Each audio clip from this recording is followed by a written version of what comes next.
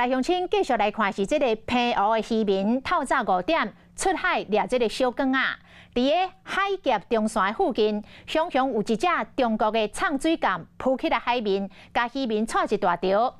随后有一台中国军舰赶到位来支援，护送这只唱水艦往中国的方向驶转去。军事会根据着这个相片来研判，这台唱水艦可能是中国目前温馨的性能上强的核唱水艦。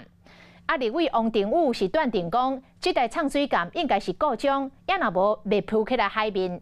那咱的国防部是讲，一切拢伫个掌握之中。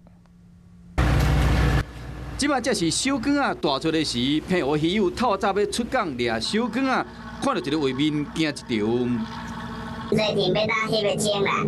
一台中国唱水艦浮上海面，互渔友惊一条嘛，真紧张，因为唔知讲对方有啥物意图。附近的渔友是表示讲，看到唱水艦浮出来所在，差不多是海峡的中线，水深差不多45米，怀疑讲是有问题，才会浮出海面。因为后来有中国军舰赶来到现场，看航无搁插入水，是向中国方面驶过去。为着安全啊，是尽量配合开啊，遐较安全啊。啊，上计是讲你若伫领海以内，伊是搞广播叫入驱离啊。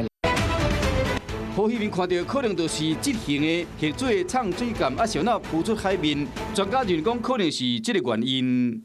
台湾海峡水浅，第二个也就是确保声纹资料不外泄。这种载着战术导弹也好，核子动力潜舰也好，它不会随便浮出水面。那旁边还有解放军的军舰伴随在海峡中线往他们的方向前进，那这更证实这艘潜舰出问题。基本上，国防部对于台湾周边海空域的所有动态，都运用联合情监侦的系统去做绵密的掌握。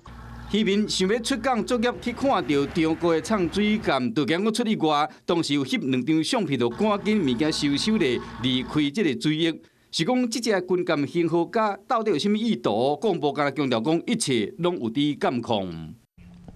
Hello， 我是蒋欣梅。想要抢先掌握最及时的新闻资讯吗？赶快订阅、按赞、开启小铃铛，锁定华视新闻 YouTube 频道。